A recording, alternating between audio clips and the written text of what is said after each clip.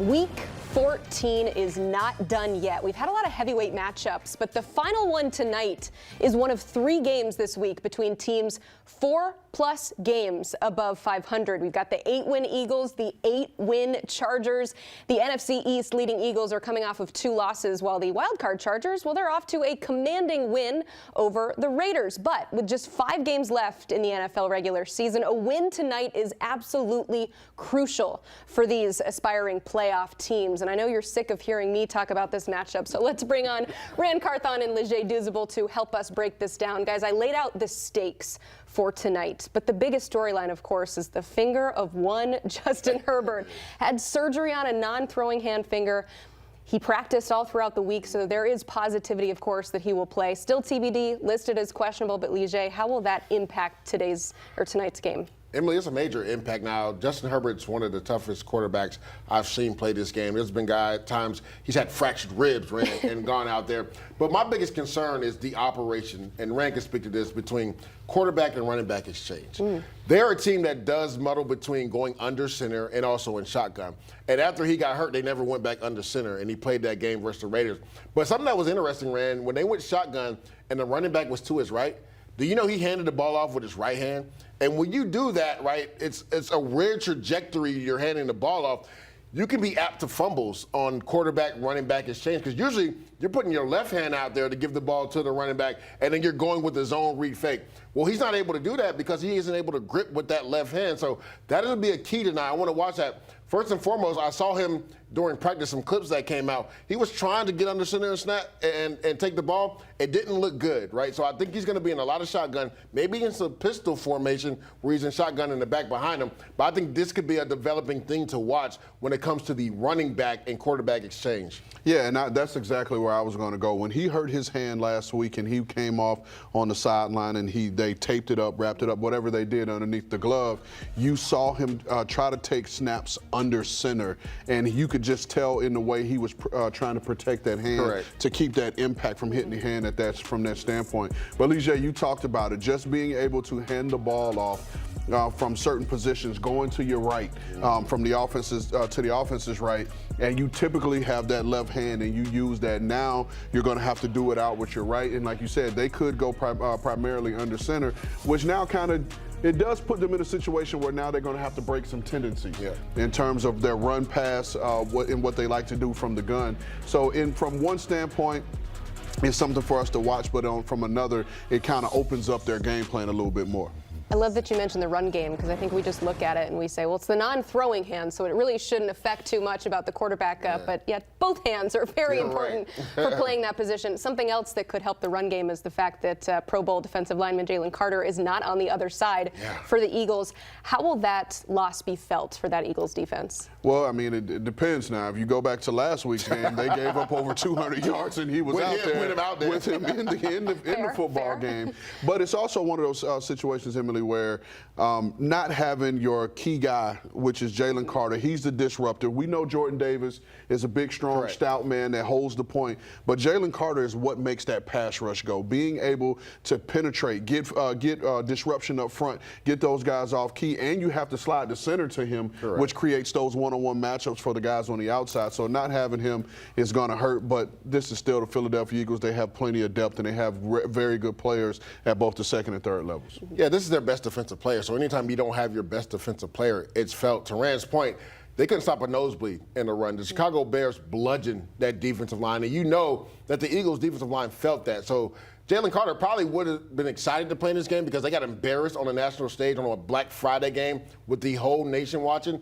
But not having him, to Rand's point, he demands double teams, not only in the run game, but in the pass game. That frees up one-on-ones with Jalen Phillips on the outside, Nolan Smith. They get those one-on-one opportunities. Now with him not being in the game, maybe they pay a little bit more attention to the tackles, who have been a struggle for the Chargers when you come to pass pro. Now Jalen Phillips is probably going to get a little extra more attention. Now Nolan Smith gets a little bit more attention. And maybe you trust your guards to go one-on-one with the pass rushers inside because Jalen Carter isn't there. He does hope to be full strength back for the playoffs, but definitely not playing tonight. Guys, we have to address the elephant in the room, or I guess the vibes bunny, as it The bunny is. in the room. You both have spent a lot of times in locker rooms. I'll start with you, Leger. Have you ever seen anything like this? It doesn't have to be a giant inflatable bunny necessarily, but any sort of spark to try to get the team going? No, it's funny, Emily. You know I call college games, and the only thing I can remember that was remotely close to this was Bowling Green. They had a cat. Like his name was Purr. Pudge the cat? Pudge the cat. That's what it was. Pudge the cat. And they brought him in as like a emotional like support animal, essentially, a positive vibe thing. And they actually won the next couple games with him. I don't get this. You're bringing in a bunny. You know what you need to do, right? You got to get Jalen Hurts going in the run game. You got to get a bunny's not going to change your woes right now. Now I get you want to bring in some positive vibes, Rand, but a bunny? Like, what is a bunny going to do in regards to turning things around? Is a bunny going to stop you giving up 200 yards in the rush game? Is a bunny going to help you execute on offense? No. You think Rand ever seen anything like this? No. I have not. And the only thing I could think of is the old wives' tale, the lucky rabbit's foot. Yeah. Would bring you good luck. Rabbit foot. But having however tall inflatable in the locker room, to me, I've never seen it. You talked about Bowling Green having Pudge the cat. If you can remember our time in San Francisco, we had an emotional support dog, but that's not what the dog was there for. Because if losses mounted up, trust me, that dog wasn't coming to the locker room to save anything. So I don't know what this rabbit is going to do, and how long is it going to stay in the locker room is the next thing. On a more serious note, it feels like the second straight season at least that we've been talking about poor vibes in this Eagles locker room. So who is that fall on to fix it? It can't possibly be a giant inflatable rabbit. No, to me, it's the locker room. It's the locker room in and of itself. You know, we've talked about it before just in terms of what success breeds. And success sometimes tends to breed the disease of me. And that's what happens, and now you've had team success, and so now guys are starting to look for their individual success and look for, it's my turn to get paid, or I need more targets and more touches, and that's what sometimes success breeds. But the one thing I'll say, and why you could put it all on this locker room, when I played for the Indianapolis Colts, and Leger and I were just talking about this upstairs, the 04, 05, 06 seasons, you can go back and look at the records of those teams. That locker room policed itself. Coach Dungy was our head coach, and one of the greatest leaders you can ever come across through all phases of life.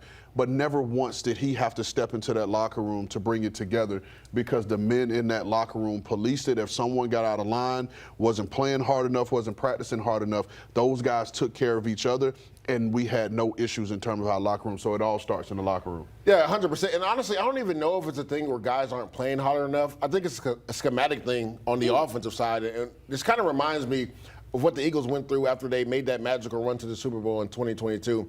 They ultimately lose versus the Chiefs. Remember, the next year, they lose both of their coordinators. And there was an acclimation period. Now, they started off hot, Rand. Remember, they won like 8 straight, but then towards the back half, that's when they started losing games. That's what it kind of reminds me with this offense and Kevin Petula. It seems like he's still trying to figure out what this team is, because it seems like in the beginning he was trying to lean on Saquon, but it wasn't going right, so he went away from it. But it's just like, it's Saquon Barkley. You don't go away from Saquon Barkley. He needs attempts, right? And not just running the ball, catching the ball out of the backfield. Another thing that they leaned on in the past that they haven't done as much, Jalen Hurts running the football. Now, I know he has been banged up in certain areas of the season, but to me, I think that opens up the playbook. The threat of him running opens up the playbook. So if you're Kevin Petula, yes, vibes are down. We saw A.J. Brown actually have a good game, but they lost. It was in a losing fashion. So my thing is, you got to find that balance in between running the ball with Saquon, getting some rusher tips for Jalen Hurts, but then going heavy play action pass and getting maybe Devontae Smith on those in-breaking routes, getting A.J. Brown some shots down the field. And anytime he's one-on-one outside, get the ball to A.J. Brown. It's not that hard. Nick Sirianni did say this week that he was a little bit more involved in the offensive meeting room, so we'll see if there's a change. Unfortunately, though, you've got a very good Chargers defense on the other side. They're allowing 14 points or less in their past 3 home games. What makes this unit so strong? Just what they have up front. It all starts up front in their front 7.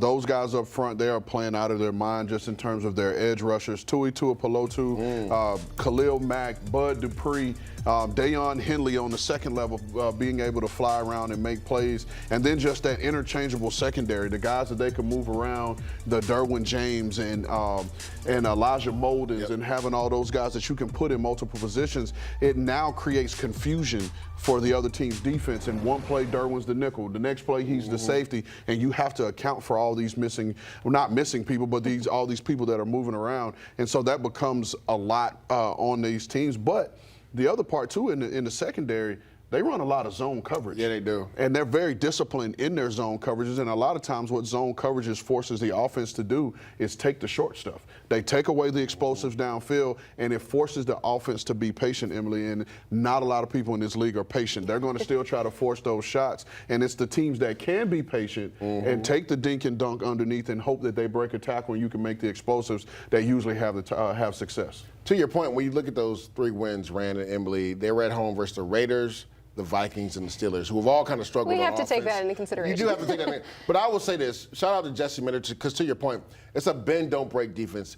They want you to matriculate the ball down the field. And we've seen time and time again, Rand, offenses usually don't execute at a high level to go 8 to 10 to 11 to 12 play drives without making a mistake. And that's what they're banking on, you making a mistake.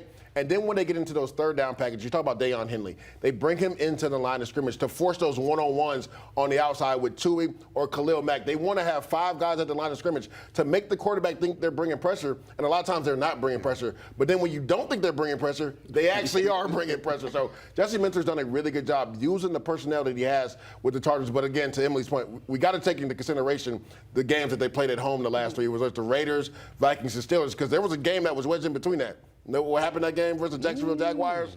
35-6. Yeah. So which Chargers defense are we going to see tonight? Yeah, the Chargers defense feeling really good, only giving up 156 yards to the Raiders. But like you said, the competition does matter. Yeah. Very simple question for you. Who wins this game tonight, Rand? Honestly, before I give you the answer, to me tonight, the X factor for the game is going to be fourth quarter production, right? And that's we got to stay up late and see the end. And so that's Philly. Philly right now is only averaging 4.7 points per game in the fourth quarter. Yeah. And Saquon Barkley, believe it or not, is only averaging 2 yards a carry in the fourth quarter after averaging 6.6 yards a carry in the fourth quarter. And the reason why I say it's going to come down to this is because we need better production from this Philadelphia offense in the fourth quarter to close out the game. Now, for my winner, I still think it's going to be Philly because I think they just have too much offensive firepower, and I think this defense is going to play well enough up front to disrupt Justin Herbert, and they're going to take shots at that hand, trust and believe, because how is he going to defend himself when he's running, when typically if he's running the ball in his right hand, he's going to throw the left out to kind of stiff arm and use that to create separation from the tackle. But I think all in all, I think Philly will be too much for him. And the fact that the game is in L.A.